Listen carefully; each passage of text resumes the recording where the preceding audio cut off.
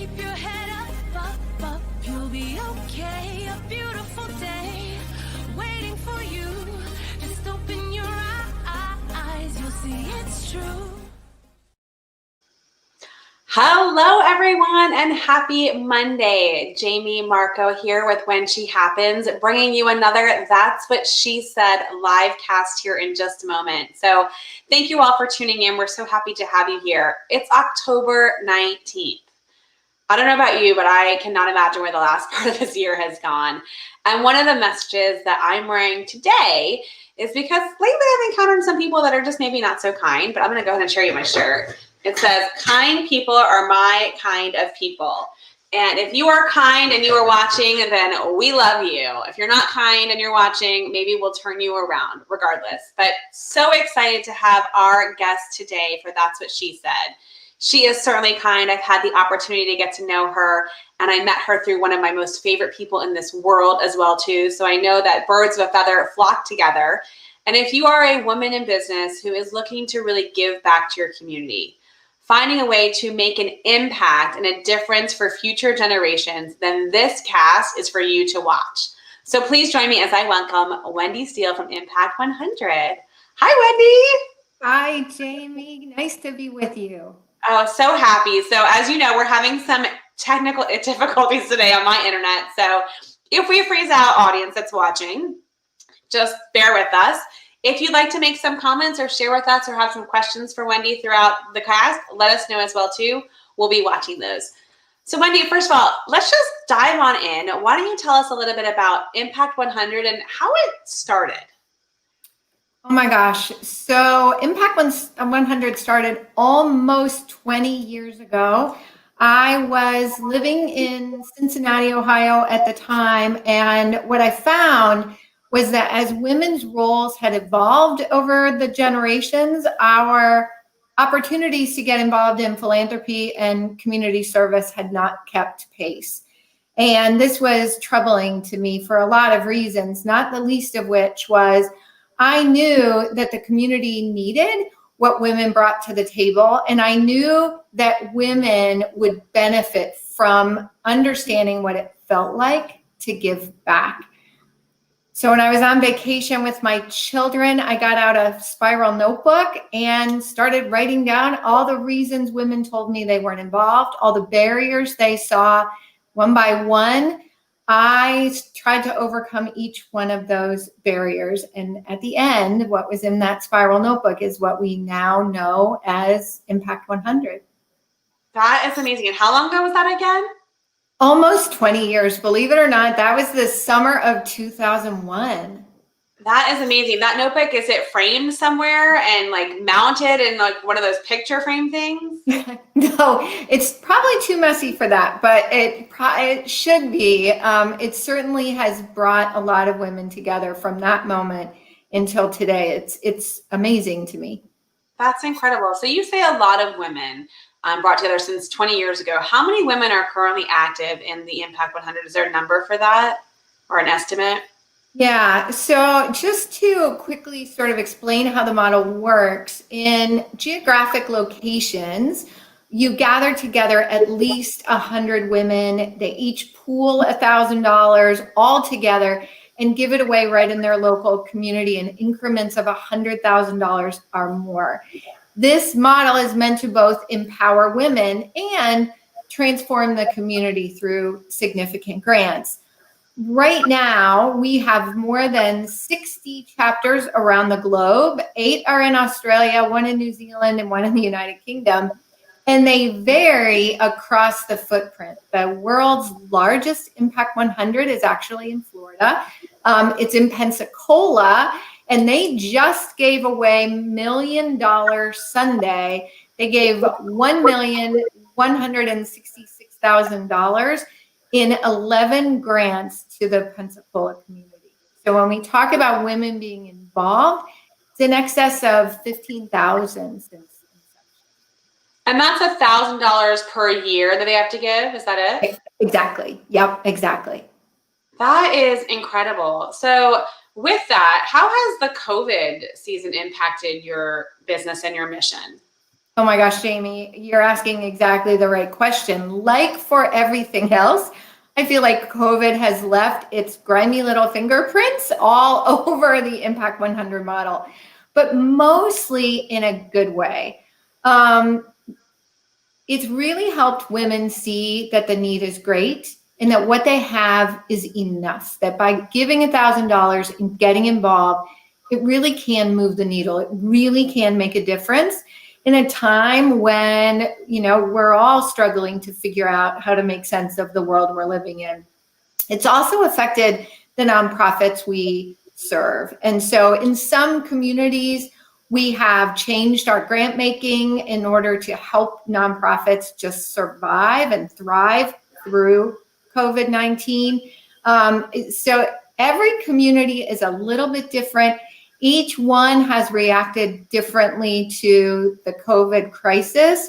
Of course, when you add natural disasters like fires and hurricanes, we have had a lot to contend with across the Impact 100 footprint this year. Yeah, it's insane. It's crazy. How does each chapter determine which nonprofit they'll support? How does that work? That's a great question. So every woman who joins that particular chapter by writing a check for $1,000, she gets to design her own experience. So if she wants to get involved, she has time and opportunity. She'll be trained how to review a grant application, how to do a site visit. She can get involved in the administrative committees. But if she chooses not to get involved for whatever reason, that's perfectly fine too. It really is a no guilt organization. So you can join and be as involved or not. But regardless of your involvement, every woman is one member, one donation, and one vote. We are democratizing philanthropy so that whether you had to sacrifice to come up with that $1,000 gift, or whether writing that check was simple and one of many checks you wrote to charity this year, it is still one woman, one vote, and one donation. And what we find in that case, Jamie, is we're bringing together all kinds of people with the common interest to make our community better and to help meet the needs of our neighbors. That is amazing. Your business model isn't that different from us of When She Happens. It's, you probably have found that people, they need a flexible schedule. They need a flexible option because there's so many things that come with life.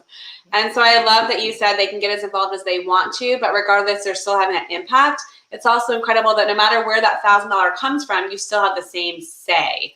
It's an incredible model. And I think that's fantastic. I love that.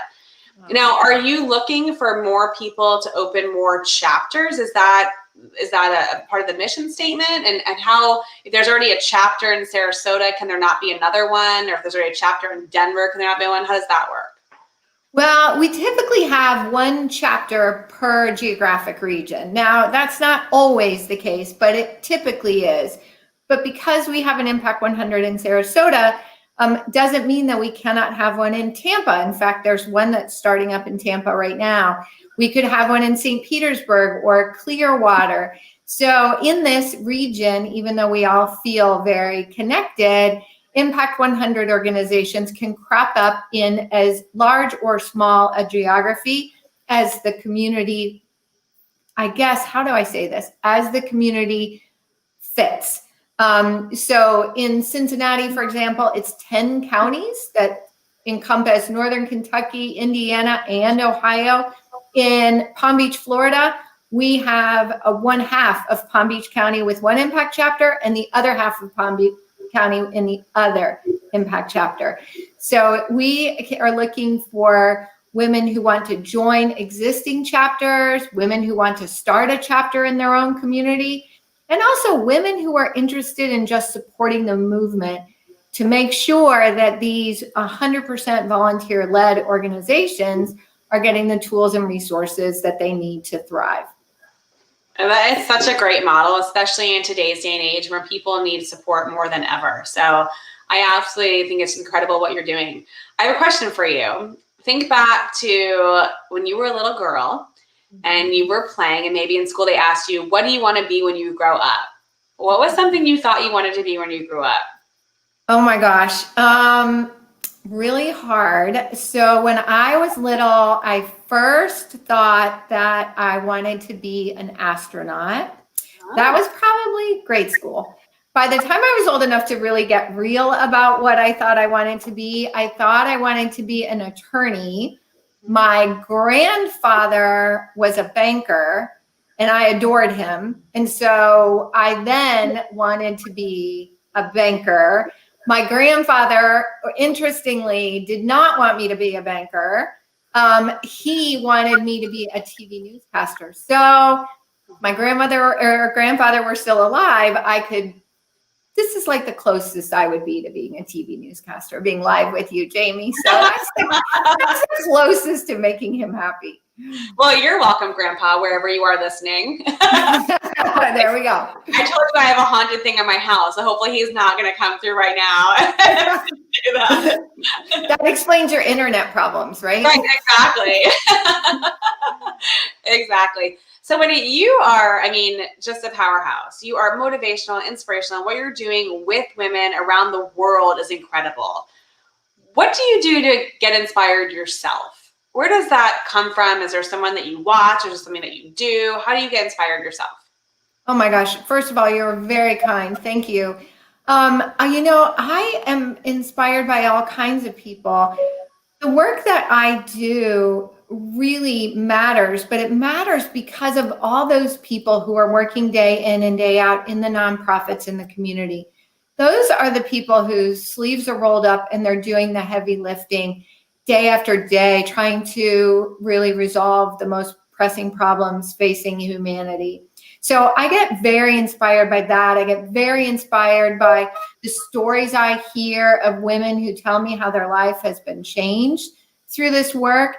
And then outside of the Impact 100 world, I'm a voracious reader. I watch TED Talks all the time. I really try to get plugged in to all kinds of other sources.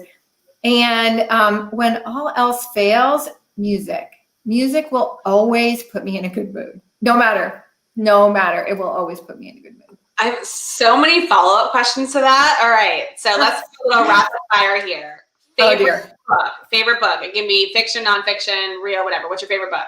Oh my gosh, favorite book. Too many to count, but I just finished Stillness is the Key by Ryan Holiday. Loved it. So I'm going to give that one.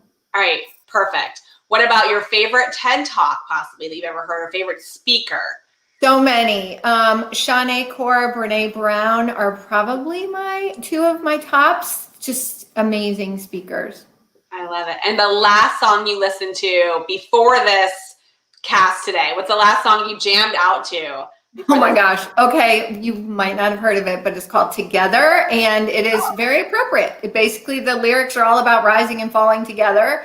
And that's how we get through. So yeah, top of my lungs in the car. And you are all really glad that I was not singing to you, because I cannot carry a tune in a bucket, but that does not stop my enthusiasm.